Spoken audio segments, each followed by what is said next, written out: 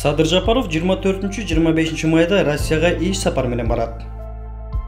Улукбек Марипов Кадамжай шаарынын тургундары менен жолукту. Кыргызстанда бир суткада 308 адам COVID-19 табылып, 8 бейтап көз жумду. Өлкөдө жалпы 70 миңге жакын адам эмдөөдөн өттү.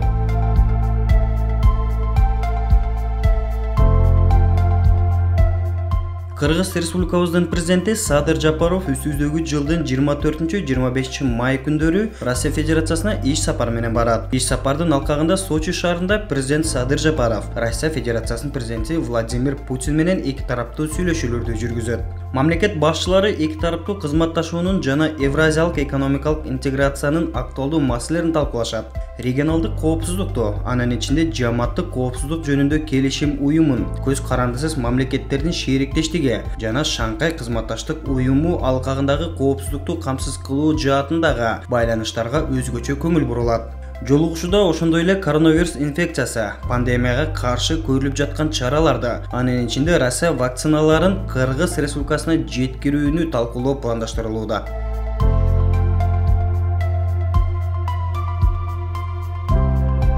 Бүгүн министрлер кабинетинин төрагасы Улукбек Марипов Баткен облусунун Кадамжай районунун Кадамжай шаарынын тургундары менен жолукту. Ошондой эле Улукбек Марипов Кадамжай шаарында убактылуу иш алып барып жаткан калкты тейлөө борборунун иши менен таанышты.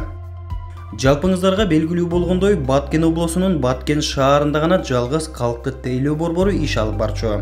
Аймактын тургундары үчүн тейлөө борборунун иши канчалык маанилүү экендигин эске алуу менен Кадамжай, Исфана жана Кызылкыя шаарларында аталган борборлорду ачуу чечими кабыл алынды. Бүгүндөн тарта Кадамжай районунун тургундары өз аймагында тейлөө көрсөтүлөт, деди Улукбек Марипов. Марипов ошондой эле парламентке Баткен облусуна өзгөчө статус берүү жөнүндө мыйзам долбоору киргизилгенин айтты. Андан соң министрлер кабинетинин башчысы Кадамжай шаарындагы Нургазиев атындагы каналга барып, канал жээгиндеги бетон бордюрларынын курулуш долбоору менен таанышты.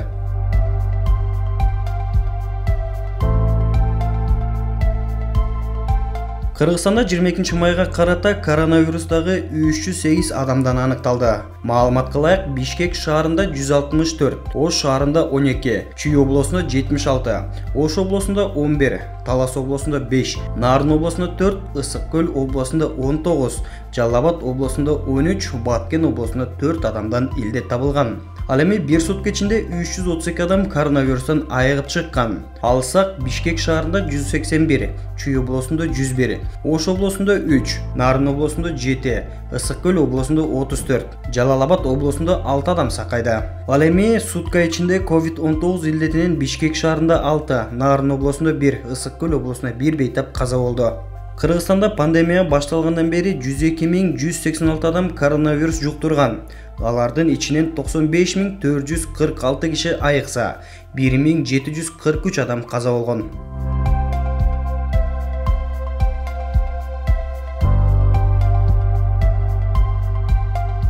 Кыргызстанда 22 майга карата COVID-19 инфекциясына каршы 7720 адам эмделди. Алардын ичинен 2841 адам экинчи дозасын алды. Маалыматка ылайык өлкө боюнча жалпы 69879 адам эмделген. Алардын ичинен 21840 адам экинчи дозасын алды. Эскерте кетсек, 29 мартта өлкөдө Кытайдан келген Sinopharm вакцинасы менен эмдөө алгачкы этабы башталган. Кытай вакцинасын 2 этап менен алуу каралган. Биринчилерден болуп саламаттык сактоо жана социалдык өнүктүрүү министри Аламкадыр Бейшеналиев эмделген. Андан соң 22 апрелде Кыргызстанга Россияда өндүрүлгөн Спутник 5 вакцинасынын 20 000 дозасы келген. Спутник 5 вакцинасы алгачкылардан болуп Кыргыз Республикасынын баатыры, эмгек сиңирген дарыгер, хирург Мамбет Маматалиев алган.